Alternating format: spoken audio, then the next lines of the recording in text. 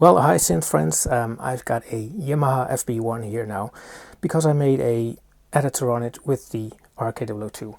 I made one before for the Alpha Uno. Look, there's another Nanokontrol which I labeled for that specific usage. But now I used another Nanokontrol and I devised a little layout for it which I thought would be useful on the FB1. I'm using a RK002, which is this thing. This is our so-called MIDI cable, but actually it's a very powerful MIDI processor. It's like having Arduino inside a cable, MIDI powered. And together with the RK6, which is a USB MIDI interface, but also a standalone USB MIDI host, which can do MIDI, CV gate, clock processing and all that stuff. You can make a setup and make this work. Well, let's try and set up some cabling for this thing, and I'll realign that Nanokontrol soon for you, because you can see it's not completely straightened out. My lord.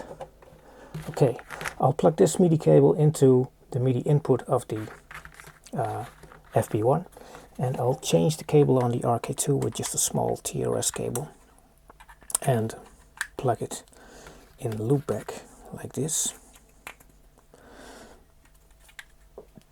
And now effectively the RK2 is like a MIDI effects chain inside the RK6. It just integrates like this. And I'll connect the FB1 to another output on the RK6.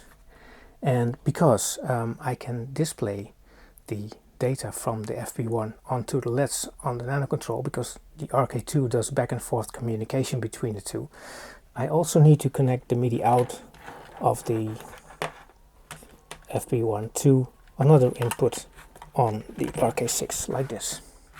Well, this is like the setup I need for making this all work.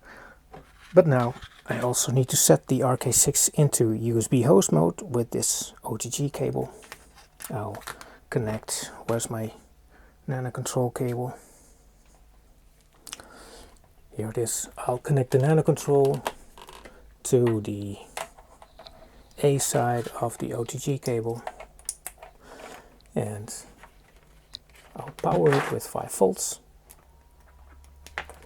and connect the RK6 to it like this.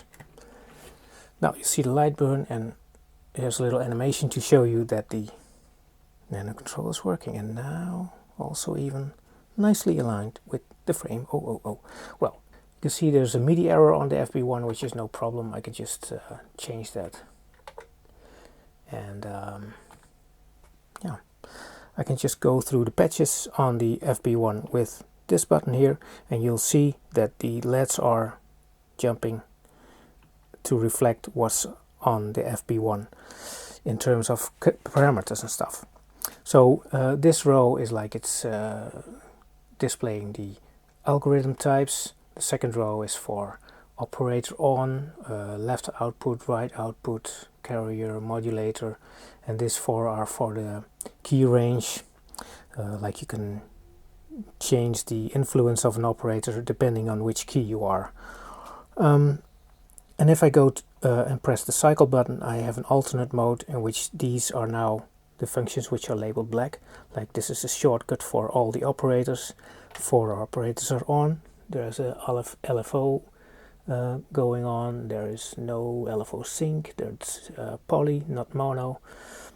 Well, let's just go into alternate mode and initialize this sound. I just press set together with rec, and now you see in the screen also in it. And this is like the basic FB1 one operator sound. You can change operators with these 4 here. So now I have operator 1 selected. I can change the frequency, or harmonics, and I go to operator 2 and I'll up the level. And now I've mixed them. Operator 3.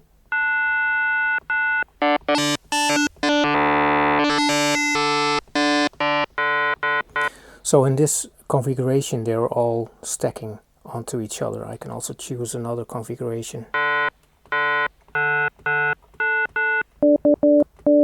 Like this last one is like all in parallel. And now you have like 4 independent operators just on one key, and they won't change their own the harmonics, mutual harmonics. I can go into the alternate mode, and here I've got a shortcut so I can change these operators frequency at once and hear the levels. So this one's very low volume, I can up it with this.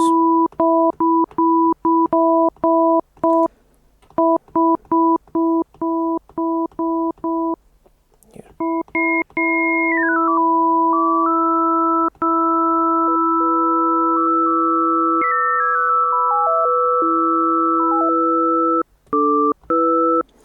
And of course I can also change the envelope on a operator. Like I take operator 1 and I change the attack rate. I can mute the other operators like this.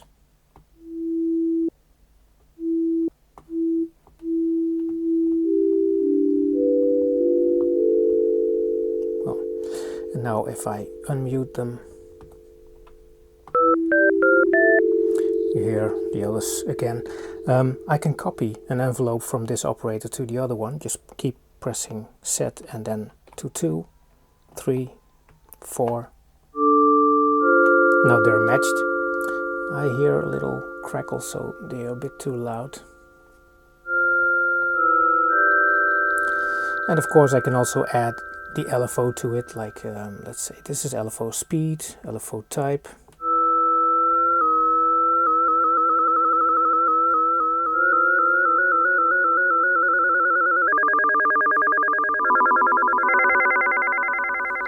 Spacey. This needs that reverb.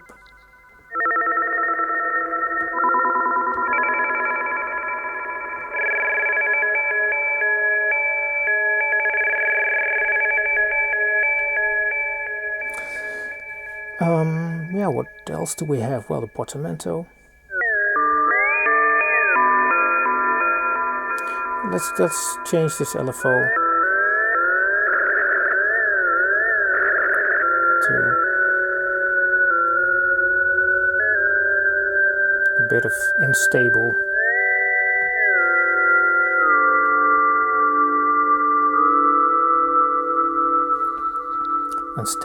like sound.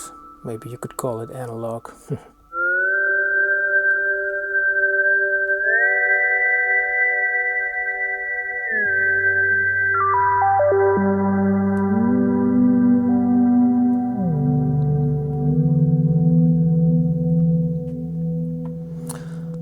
Yeah, and there are all kinds of stuff you can do with FM and with the different operators. If you have a sound you like, you can also save it to the FB1. You go into the alternate mode, you make sure this last one is lit, and now the first slider is a editor for the name. Oh, how will I call this? Now. Maybe find a question mark. I saw it earlier. Oh, exclamation, even better. Okay, and then I'll press rec, and now it's saved to dispatch. I can go to other ones and go back, and you see the patch is still here. There's another thing you can do, by the way, with the display. You can also read back the state of parameters. All you have to do is keep set pressed and then move this just a little bit, and I see the LFO is set to random, and the LFO intensities of the LFO speed is set to 70, and let's see what the attack rate is.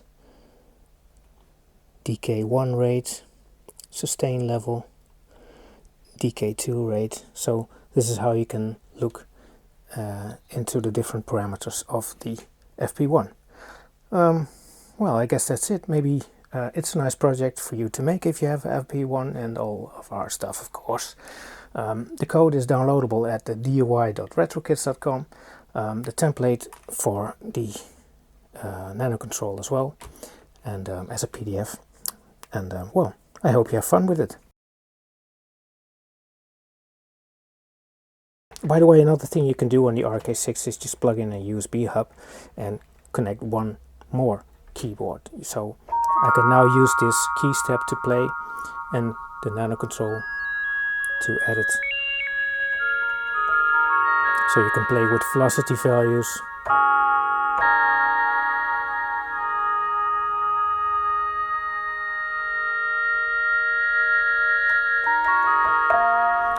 For example. Well, you've got to love that FB01. Okay, bye bye.